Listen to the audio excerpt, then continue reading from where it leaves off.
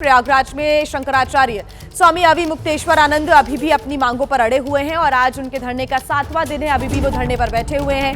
माघ मेले में अपने शिविर के बाहर ही धरने पर बैठे हुए हैं शंकराचार्य अविमुक्तेश्वरानंद। कल उनकी तबीयत भी बिगड़ गई थी, ये जानकारी मिली और वो शिविर के अंदर नहीं जा रहे हैं। शिविर के बाहर ही वो वैन में आराम करते नजर आए। डेप्यूटी सीएम केशव प्रसाद मौर्य की अपील के बाद भी उन्होंने कल बसंत पंचमी पर स्नान नहीं किया। अविमुक्तेश्वरानंद का कहना है कि जब तक प्रशासन माफी नहीं मांगता तब तक वो स्नान नहीं करेंगे, उन्होंने ये कहा है। तो ये 3 तस्वीरें भी हम आपको दिखा रहे हैं। शंकराचार्य के धरने का आज 7वां दिन है। तबियत बिगड़ने के बाद भी शंकराचार्य लगातार धरने पर बैठे हुए हैं। उधर पुरी के शंकराचार्य स्वामी निश्चलानंद सरस्वती से अविमुक्तेश्वरानंद के प्रतिनिधि ने मुलाकात की है। अविमुक्तेश्वरानंद के शिष्य मुकुंदानंद ने मुलाकात की और मौनी अमावस्या के दिन जो पूरी घटना हुई उसके बारे में जानकारी दी। तो वहीं इस पूरे मामले को लेकर देखिए लगातार सियासत भी हो रही है। समाजवादी पार्टी के बाद अब लखनऊ में कांग्रेस दफ्तर में शंकराचार्य के समर्थन में पोस्टर्स लगा दिए गए हैं। तो शंकराचार्य अविमुक्तेश्वरानंद विवाद के बीच बड़ी खबर सामने आ रही है। शंकराचार्य के तौर पर अविमुक्तेश्वरानंद से असहमत रहने वाले पुरी शंकराचार्य स्वामी निश्चलानंद सरस्वती से अविमुक्तेश्वरानंद के प्रतिनिधि ने मुलाकात की है। अविमुक्तेश्वरानंद के शंकराचार्य बनने के बाद पहली बार निश्चलानंद सरस्वती से संवाद हुआ है। अविमुक्तेश्वरानंद के शिष्य मुकुंदानंद ने मुलाकात की है और मौनी अमावस्या के दिन हुई घटना पर चर्चा की है। मुकुंदानंद ब्रह्मचारी स्वामी निश्चलानंद सरस्वती के शिविर में आयोजित पट्टाभिषेक स्थिति में शामिल होने पहुंचे थे और खबर यह है कि जल्द ही पुरी के शंकराचार्य स्वामी निश्चलानंद और स्वामी अविमुक्तेश्वरानंद की भी मुलाकात हो सकती है, जानकारी मिल रही है। और ये जो मुलाकात है माघ मेले में ही हो सकती है। आपको बता दें कि गौ को राष्ट्रमाता का दर्जा दिलाने के मुद्दे पर चर्चा होने की संभावना है इस मुलाकात में। आपको बता दें कि मौनी अमावस्या की घटना के बाद निश्चलानंद सरस्वती ने अविमुक्तेश्वरानंद को लाडला बताया था।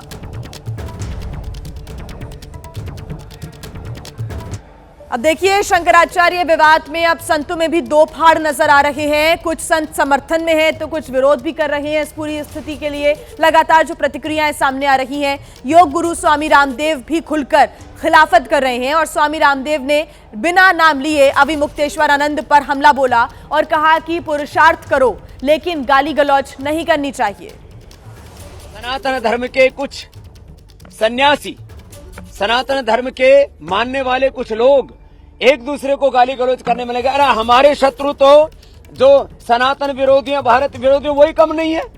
हमको गाली देने के लिए, नरेंद्र मोदी को गाली देने के लिए, देश के गृह मंत्री जी अमित शाह जी को गाली देने के लिए और उनको जान से मारने के लिए, उनका को खत्म करने के लिए तो सनातन विरोधी, हिंदू विरोधी ताकतें पूरी जोर से लगी हुई है। वो फूटी आंख नहीं देखना चाहते योगी आदित्यनाथ जी को, वो खत्म कर देना चाहते हैं नरेंद्र मोदी जी को और अमित शाह जी को। मोदी तेरी कब्र खुदेगी, योगी तेरी कब्र खुदेगी, शाह तेरी कब्र खुदेगी, अब नहीं तो कल खुदेगी। ऐसे जो इस तरह की बकवास करने वाले लोग हैं वही बहुत है। कम से कम हमारे देश के सन्यासियों को तो जो सनातन धर्म में अखंड निष्ठा रखते हैं उनके प्रति दुर्भावना नहीं रखनी चाहिए। और मैं देख रहा हूं कोई ना कोई बहाना चाहिए, कभी गाय के बहाने से, कभी कुंभ के बहाने से, कभी माघ मेले के बहाने से, कोई बहाना चाहिए कि मोदी को गाली दो, योगी को गाली दो, अमित शाह को गाली दो और अब स्वामी रामदेव को गाली दो। ऐसे सनातन धर्म की रक्षा होगी। सनातन धर्म के लिए जैसे स्वामी रामदेव 3 बजे से लेकर के रात को 10 बजे तक पुरुषार्थ कर रहा है, ऐसे पुरुषार्थ करना पड़ेगा। पुरुषार्थ करो, कुछ क्रियात्मक काम करो, गाली गलौज बंद करो। संतों की जो अलग अलग प्रतिक्रिया है वो सामने आ रही है। इस बीच शंकराचार्य विवाद पर बागेश्वर धाम के पीठाधीश्वर धीरेन्द्र कृष्ण शास्त्री ने कहा कि दोनों पक्ष आपस में समझौता करें, विवाद का निपटारा हो, सनातन का मजाक नहीं बनना चाहिए। सनातन का हास्य परिहास ना हो। दोनों पक्ष हमारे हैं, दोनों पक्ष अपने हैं, दोनों सनातनी ही हैं। दोनों आपस में बैठकर इसका समझौता कर लें, बीच का रास्ता चुनें। हमें लगता है सनातन का हंसी मजाक बनाने से कोई फायदा नहीं है। सनातन का हास्य परिहास ना हो। दोनों पक्ष हमारे हैं, दोनों पक्ष अपने हैं, दोनों सनातनी ही हैं। दोनों आपस में बैठकर इसका समझौता कर लें, बीच का रास्ता चुनें। हमें लगता है सनातन का हंसी मजाक बनाने से कोई फायदा देखिए, ये जो पूरा विवाद है वो दरअसल मौनी अमावस्या के दिन से शुरू हुआ। शंकराचार्य और उनके शिष्यों के साथ आखिर मौनी अमावस्या के दिन क्या हुआ था, जयपुर के एक संत ने बताया है पूरा हाल। सुनिए। 100 मीटर की भी दूरी लगभग ना रही होगी, तब है जो प्रशासन ने हमें रोक लिया और कहा आपको अनुमति नहीं है। तो हमने पूछा किस आधार पर आप कह रहे हैं कि अनुमति नहीं है, तो बोले आप पालकी लेकर के नहीं जा सकते। और बड़े ही गंदे अंदाज के अंदर बोले कि भाई पालकी से उतरो नीचे। शंकराचार्य जी को इस प्रकार से संबोधित करते हुए कहे नीचे उतरो, तो हमें अच्छा नहीं लगा। हमने उसका विरोध किया, प्रोटेस्ट किया, लेकिन उन्होंने कहा नहीं, इस तरह से नहीं जा सकते। तो गुरुदेव ने कहा कि चलो ठीक है, आप व्यवस्था बताइए, उस तरह से चले जाते हैं हम। तो उन्होंने कहा लाइन बनाइए। जैसे ही लाइन बनाई गई तो वहाँ पे मोहित गुप्ता करके IAS अधिकारी थे, उन्होंने जो है वो मारपीट शुरू कर दी। भक्त जो लाइन में लगे थे उनको पकड़ के खींच के ले जाना शुरू कर दिया। हमारे 30-35 लोगों को उन्होंने हिरासत में ले लिया। स्थिति, हाँ मैं भी शामिल था, मेरे को सबसे आखिर में हिरासत में लिया। हमारे को मारा गया। हमारे दंडी सन्यासी ब्रह्मचारी मुकुंदानंद जी महाराज है, उनको बुरी तरह से उनकी आंखों पे पंच मारे, गालों पर थप्पड़ मारे और कहा ये क्या वेश बना करके घूम रहे हो? दंडी सन्यासी होना क्या भारत में अपराध हो गया है? क्या सन्यासी के स्वरूप में चलना भारत में अपराध हो गया? उनको कहते हैं तुम्हारा कैरियर खराब कर दूंगा, पढ़ो लिखो, डॉक्टर बनो, इंजीनियर बनो। छोटे छोटे बच्चों से इस तरह से उनको मानसिक प्रताड़ना दी गई। जब हम वहाँ पे गुरुजी के बगल में खड़े रहे तो खींचने की कोशिश की, हम नहीं खींचे तो हमारे पाँवों के ऊपर जो है जूतों से उसको कुचला गया। कोशिश करके इकट्ठा होकर के 10 पुलिस वालों ने हमें खींच करके ले लिया। 3-3.5 घंटे तक हमें हिरासत में बिठाए रखा। क्या हम आतंकवादी हैं? क्या संत होना अपराध है? प्रशासन के जो दोषी अधिकारी हैं उनके खिलाफ हम कहते हैं कि सख्त से सख्त कार्रवाई की जाए। और अब देखिए, शंकराचार्य को लेकर जहां एक तरफ संत समाज दो धड़ों में बटा हुआ नजर आ रहा है, तो वहीं दूसरी तरफ उत्तर प्रदेश में सियासत भी इस पूरे मुद्दे को लेकर जारी है। समाजवादी पार्टी के बाद अब कांग्रेस की तरफ से पोस्टर वॉर शुरू हो गया है। पोस्टर यहां पर कांग्रेस की तरफ से लगाए गए हैं। लखनऊ में कांग्रेस दफ्तर में एक पोस्टर लगाया गया है, उसकी तस्वीर आप देख रहे हैं। पोस्टर में मौनी अमावस्या के दिन हुई घटना की तस्वीर लगाई गई है।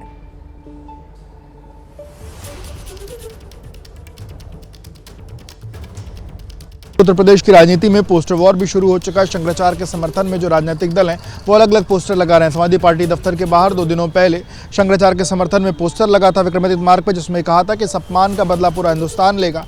तो अब कांग्रेस पार्टी दफ्तर के बाहर भी एक और पोस्टर लगा है। सामने की तस्वीर अगर आप देखिए तो ये मॉल एवेन्यू में उत्तर प्रदेश कांग्रेस पार्टी का दफ्तर है। और इस कांग्रेस पार्टी के दफ्तर के बाद जो शरद शुक्ला हैं, प्रदेश उपाध्यक्ष हैं भारतीय युवा कांग्रेस के, उनके द्वारा ये पोस्टर लगाया गया, जिसमें ऊपर लिखा है गुरोह अपमानम कृत्वा नरकम या अति दारुणम, यानी कि जो गुरु या वेदाचार्य का अपमान करता है वह भयानक नरक में गिरता है।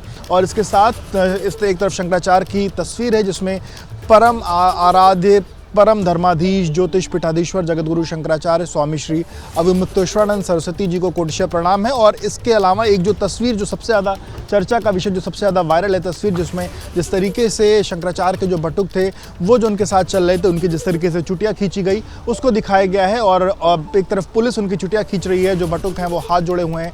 संगमनोस की वो तस्वीर, क्योंकि संगमनोस के पास का ये पूरा का पूरा कृत्य है। संगमनोस जब वो स्नान करने जा रहे थे मौनी अमावस्या के दिन, तब सब ये सारी चीज़ें हुई। और उसके बाद नीचे भी लिखा हुआ है जाको प्रभु दारुण दुख देही ताकि मति पहले हर लेही। श्री रामचरितमानस का जो श्लोक है ये भी लिखा हुआ है। सीएम ने अपने एक संबोधन में कालनेमी जैसी बात तक कह दी थी, तो वहीं जो उत्तर प्रदेश के डिप्टी सीएम है केशव प्रसाद मौर्य, उन्होंने माफ़ी मांगी थी, जिसके बाद शंकराचार्य ने अलग अलग बातें जो हैं वो कही हैं। अब देखना होगा कि राजनीति कहाँ जा करके खत्म होगी, पर फिलहाल ये इस पूरे मामले से उत्तर प्रदेश की राजनीति गर्म है। कैमरामैन प्रेम सिंह के साथ विवेक राय, BP न्यूज़, लखनऊ। और इस बीच शंकराचार्य स्वामी अविमुक्तेश्वर आनंद का बड़ा बयान आया है सामने। उन्होंने कहा है कि योगी जैसा सीएम नहीं होना चाहिए।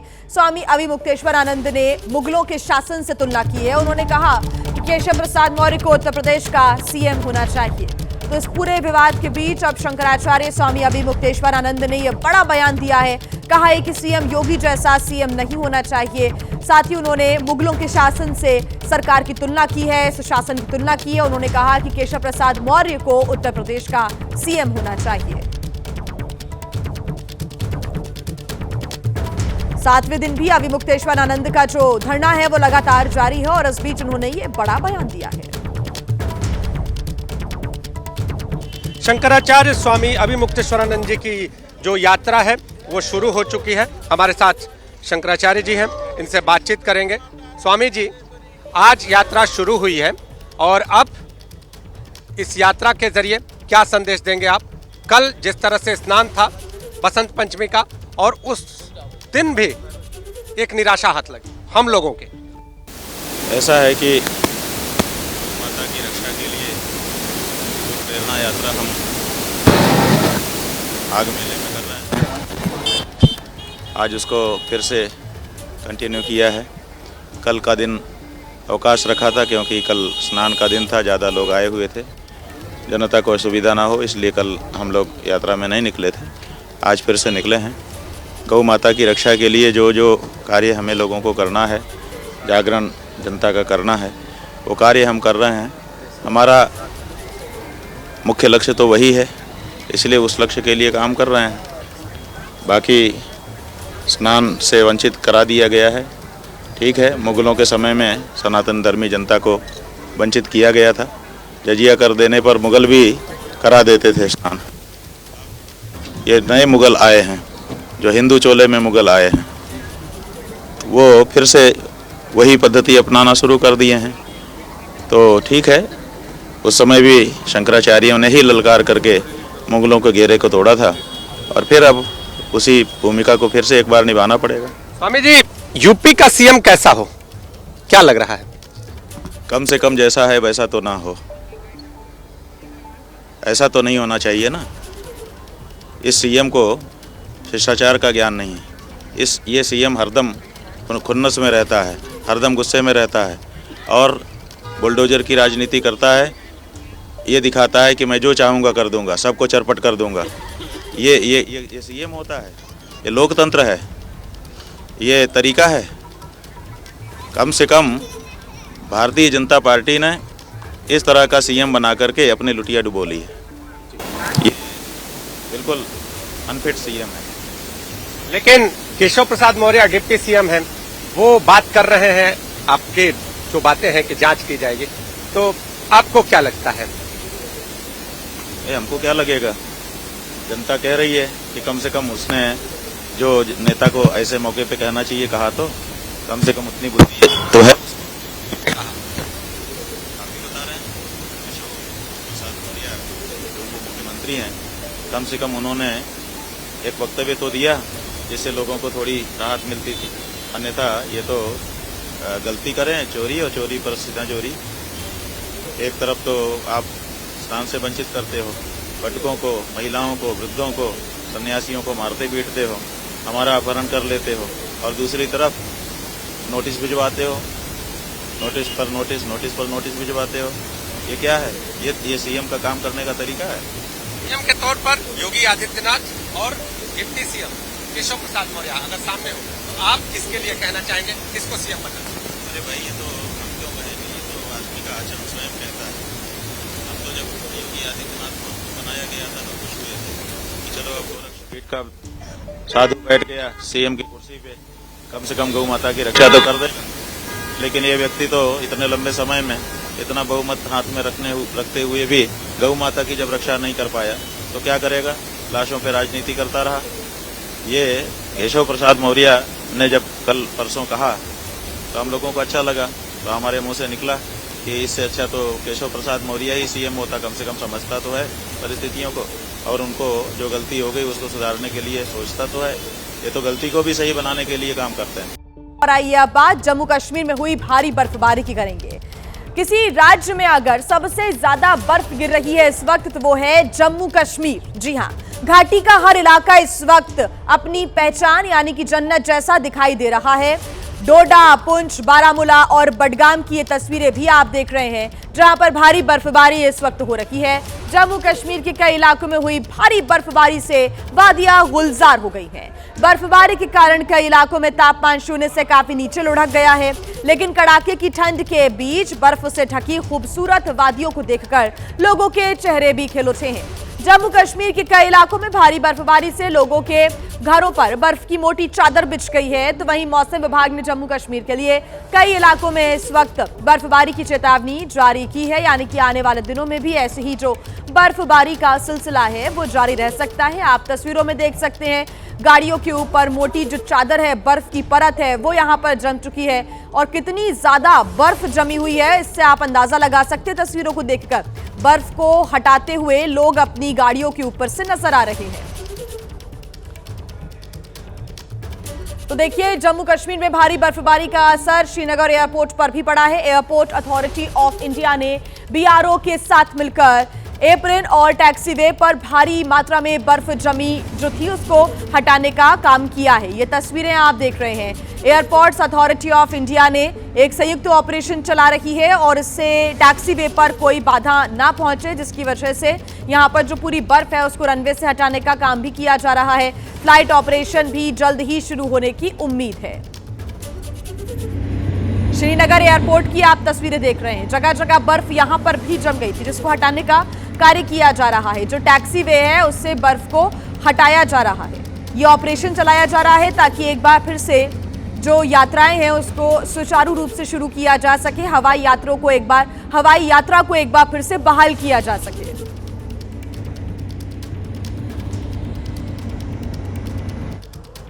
और देखिए, उत्तराखंड की बात करें तो यहां पर भी भारी बर्फबारी से माहौल एक अलग ही नजर आ रहा है। ऊंचाई वाले इलाकों में जमकर बर्फबारी हो रही है और बर्फबारी के बाद तापमान गिरने से ठिठुरन में भी इजाफा हो गया है।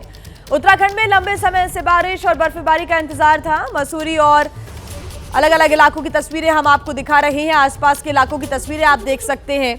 मसूरी में जमकर यहां बर्फबारी हो रही है। इस जगह को पहाड़ों की रानी भी कहा जाता है। बर्फबारी की वजह से जो पूरा का पूरा शहर है सफेद चादर में ढक गया है। अचानक हुई इस बर्फबारी ने जहां स्थानीय लोगों को हैरान कर दिया है, तो वहीं मसूरी पहुंचे पर्यटकों के चेहरे खुशी से खिल उठे। 3 तस्वीरें आप देख रहे हैं। लंबे समय से बर्फबारी का यहां लोग इंतजार कर रहे थे। मसूरी, चमोली और धनौल्टी की तस्वीरें।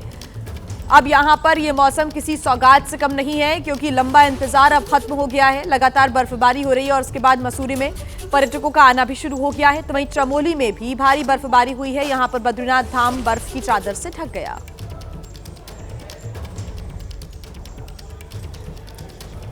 धनौल्टी में भी तस्वीरें आप देख सकते हैं। घरों की छत पर और पूरे इलाके में इस वक्त बर्फ ही बर्फ नजर आ रही है।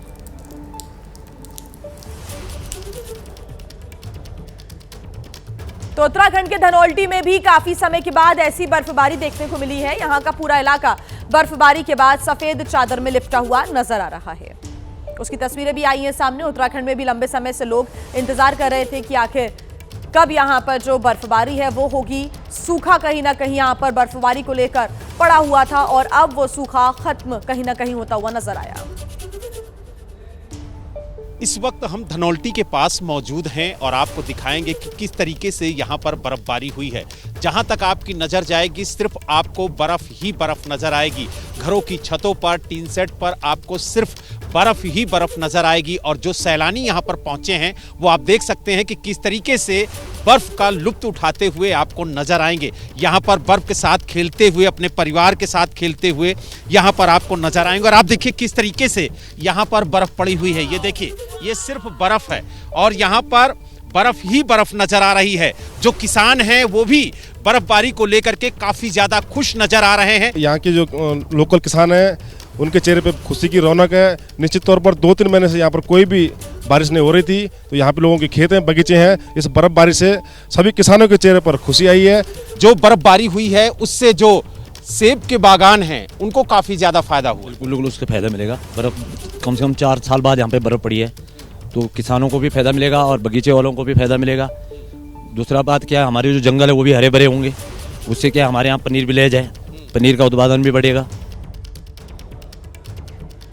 तो हिमाचल प्रदेश में पिछले 3 महीनों से सूखे के हालात थे और अब बर्फबारी ने सब कुछ बदल कर रख दिया है। बर्फबारी से कई जिलों में जनजीवन अस्त व्यस्त भी हो गया है और प्रदेश के कुछ जिलों में आज भी बारिश और बर्फबारी का अलर्ट है। शिमला में चारों तरफ बर्फ की सफेद चादर नजर आ रही है और भारी बर्फबारी और बारिश के चलते 5 नेशनल हाईवे समेत प्रदेश में कई सड़कें आवाजाही के लिए बंद हो गई हैं। शिमला के ऊंचाई वाले जो इलाके हैं वहां पर आम बाजार से ये इलाके कट गए हैं। कई जगह बिजली पानी गुल है। तो वहीं लाहौल स्पीति और चंबा में भी जबरदस्त बर्फबारी हो रही है। प्रदेश में 26 और 28 जनवरी को कुछ जगहों पर हल्की से मध्यम बारिश और बर्फबारी के आसार भी हैं। ऐसे में प्रशासन ने लोगों से सावधानी बरतने की अपील की है। तो लाहौल स्पीति की तस्वीरें आप देख रहे हैं। जबरदस्त बर्फबारी से मौसम सुहाना हो गया है, लेकिन थोड़ी मुश्किलें भी यहाँ पर ये जो मौसम है बढ़ाता हुआ नजर आ रहा है। चंबा की तस्वीरें आपके सामने। बर्फबारी से आम जनजीवन प्रभावित हो रहा है। तो शिमला में पूरा जो रीज मैदान है सफेद बर्फ की चादर से ढका हुआ है, जिस पर सड़कों पर यहाँ पर सैकड़ों सैलानी नजर आ रहे हैं और स्नोफॉल का आनंद ले रहे हैं। चारों तरफ बर्फ है। देवदार के पेड़ बर्फ से लदे हुए हैं। घरों की छत पर बर्फ है। हमारे संवाददाता सचिन कुमार की रिपोर्ट दिखाते हैं आपको। पहाड़ों की रानी शिमला ने बर्फ की सफेद चादर ओढ़ ली है। शुक्रवार को जमकर बर्फबारी शिमला में हुई है और तमाम पर्यटक जो हैं अब शिमला पहुंच रहे हैं। हज़ारों की संख्या में पर्यटक जो हैं शिमला पहुंच रहे हैं क्योंकि एक्सेस इजी है। चंडीगढ़ से आना, तमाम प्लेन जो हैं पंजाब और हरियाणा से आना, पर यहाँ इस वक्त जो हम तस्वीर दिखा रहे हैं वो आइकॉनिक रिज मैदान है, शिमला का ऐतिहासिक रिज मैदान। यहाँ आप देखेंगे तो बर्फ़ ही बर्फ़ है। सफ़ेद चादर जो है इस रिज मैदान पे जो है बिछी हुई है, आप देखेंगे। और सैकड़ों पर्यटक जो हैं यहाँ पे हैं जो इस बर्फ़ का आनंद ले रहे हैं। और अब भी मौसम जो है रह रह के ख़राब हो रहा है शिमला में, और लगता है कि आने वाले दिनों में भी बर्फ़बारी जो है शिमला में होगी। तो पर्यटकों के लिए जहाँ ये खूबसूरत नज़ारा है, वहीं जो लोकल्स हैं शिमला के जो हैं उनके लिए भी ये जो है एक खुशी के पल हैं, क्योंकि शिमला में बर्फ़ जो है इस बार जो है थोड़ा देरी से पड़ी है, पर अब जब पड़ी है तो इतनी पड़ी है कि तमाम शिमला शहर जो है, शिमला के सराउंडिंग एरिया जो हैं वो बर्फ़ की सफ़ेद चादर ओढ़ लिए हैं। पर्यटक यहाँ पहुँच रहे हैं, नज़ारा ले रहे हैं, स्थानीय लोग जो हैं वो खुश हैं, पर उतनी ही मुश्किलात जो है वो भी आती है लोगों को, क्योंकि शिमला में ट्रैफिक व्यवस्था जो है वो चरमरा गई है। सड़कें जो हैं वो स्लिपरी हो गई हैं, वाहन नहीं चल पा रहे हैं, इसलिए लोगों को दिक्कत हो रही है। शिमला में बिजली व्यवस्था जो है वो जो है हिट हुई है। शिमला में जो है पानी की व्यवस्था जो है वो हिट हुई है। तमाम जो मुश्किलात हैं वो भी लोगों को सामना करना पड़ रहे हैं। वहीं हिमाचल प्रदेश के शिमला में जबरदस्त बर्फबारी की वजह से अधिकतर सड़कें यातायात के लिए बंद कर दी गई हैं। हालात यहां पर ऐसे हो गए हैं कि सड़कों पर गाड़ियां अब चलाना किसी हादसे को दावत देना जैसा हो गया है। नरेल इलाके में सड़कों पर भारी बर्फबारी की वजह से 3 ट्रक फिसलकर आपस में टकरा गए।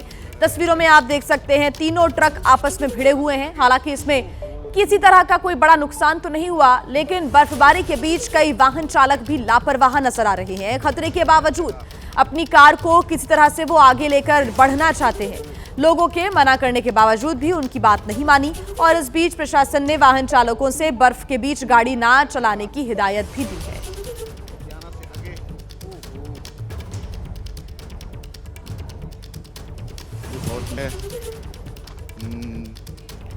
तो वहीं हिमाचल प्रदेश के शिमला में हुई भारी बर्फबारी लोगों के लिए मुसीबत बनकर आई है। यहां पर हुई बर्फबारी के बाद सड़कों पर कई फीट तक बर्फ की मोटी चादर जम गई है, और इसकी वजह से सड़कों पर फिसलन का खतरा भी बढ़ गया है। एक के बाद एक कई गाड़ियां आपस में टकराती चली गई। वहां से आए एक वीडियो में 3 गाड़ियां आपस में टकराती हुई नजर आ रही है। ये जो वीडियो है वो शिमला के कुफरी से सामने आया है।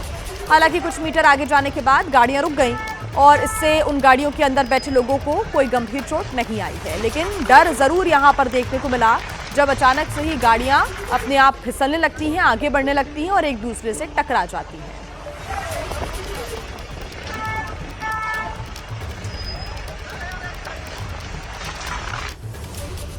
तो देखिए, हिमाचल प्रदेश के मनाली से एक हैरान कर देने वाला वीडियो भी सामने आया। यहां पर एक कार खाई में जा गिरी। मनाली में हुई भारी बर्फबारी की वजह से यह हादसा हुआ है। इस हादसे का जो वीडियो आया है सामने, उसमें कार पहले तो बर्फ में फिसलती हुई नजर आती है, और इसके बाद ड्राइवर ने उस कार के आगे आकर उसको रोकने की कोशिश की, अपनी पूरी ताकत लगा दी, लेकिन कार का फिसलना कम नहीं हुआ और धीरे धीरे वो खाई के नजदीक जा पहुंची। ऐसे में ड्राइवर ने उस कार को छोड़ दिया और छलांग लगाकर वो किनारे हट गया, जिससे उसकी जान बच गई, लेकिन वो कार खाई में ही जा गिरी। मनाली में लगातार बर्फबारी हो रही है और उसकी वजह से सड़कों पर फिसलन बढ़ गई है, और ऐसे में लगातार हादसे हो रहे हैं।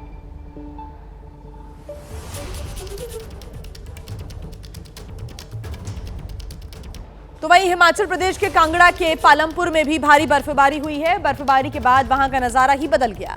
आसमान से गिरती बर्फ ने पूरी फिजा को एक ही रंग में रंग दिया। वहां के खेत बर्फबारी के बाद पूरी तरह से सफेद नजर आ रहे हैं, और यहां पर कुछ सालों के बाद ऐसा नजारा देखने को मिल रहा है। हिमाचल प्रदेश का कांगड़ा, उसकी तस्वीरें आपके सामने।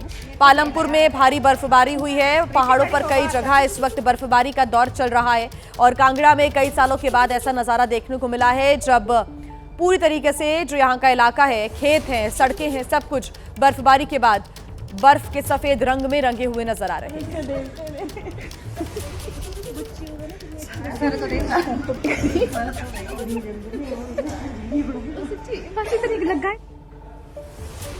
और आइए अब खबरों में आगे बढ़ेंगे, बात करेंगे महाराष्ट्र की, जहां के बीड जिले में इथेनॉल से भरा हुआ टैंकर पलटने से एक बड़ा हादसा हो गया। टैंकर पलटते ही उसमें आग लग गई और टैंकर पूरी तरह से जलकर खाक हो गया। हादसा धुले सोलापुर नेशनल हाईवे पर गेवराई बाईपास रोड के पास हुआ है। तेज रफ्तार टैंकर बेकाबू होकर पलट जाता है और उसमें फौरन ही आग लग गई। वीडियो में आप देख सकते हैं टैंकर में जबरदस्त आग लगी हुई है। सूचना मिलने के बाद फायर फाइटर्स मौके पर पहुंचे। दमकल की टीम काफी देर तक आग पर काबू पाने के लिए मशक्कत करती रही। हालांकि किसी जानमाल का नुकसान नहीं हुआ है, ये राहत की बात है, लेकिन टैंकर पूरी तरह से जलकर खाक हो गया। हादसे के समय हाईवे पर ट्रैफिक को रोक दिया गया था।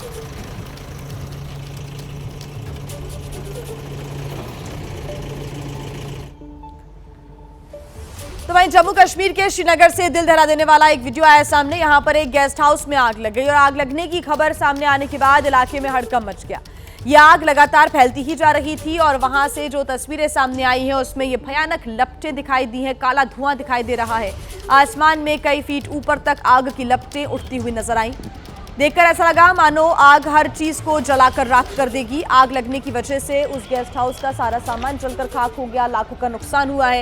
ये आग श्रीनगर के डलगेट इलाके में लगी है। मामले की गंभीरता को देखते हुए आग बुझाने के लिए फायर फाइटर्स मौके पर पहुंचे और कुछ घंटों की मशक्कत के बाद आग पर काबू पा लिया गया। गनीमत रही कि इस आग में कोई जनहानि नहीं हुई है। 26 जनवरी के ठीक पहले दिल्ली के पुल प्रहलादपुर इलाके में पुलिस और बदमाशों के बीच मुठभेड़ हो गई। पुलिस को बदमाशों के इलाके में आने की सूचना मिली और खबर मिलने के बाद पुलिस मौके पर पहुंची और बदमाशों को घेर लिया। बदमाश ने खुद को घिरता हुआ देख पुलिस पर फायरिंग शुरू कर दी। जवाबी कार्रवाई में बदमाश के पैर में गोली लगी है और पुलिस उसके पास से एक तमंचा भी पुलिस को बरामद हुआ है। पुलिस को दिल्ली में एक स्नैचिंग की वारदात में बदमाश की लंबे समय से तलाश थी। इसका सीसीटीवी वीडियो भी आया है सामने। इसमें दिख रहा है कि एक युवक सड़क पर जा रहा था, तभी पीछे से बाइक पर दो बदमाश आते हैं, उसका मोबाइल छीनकर फरार हो जाते हैं। पुलिस ने कई जगह तलाशी अभियान चलाया और आरोपी बदमाश का एनकाउंटर कर दिया गया है।